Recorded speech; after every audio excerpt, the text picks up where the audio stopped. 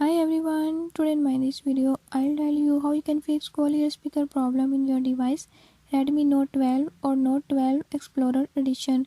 In this device, if you're having any issue like ear speaker is not working, I'll show you how you can fix it.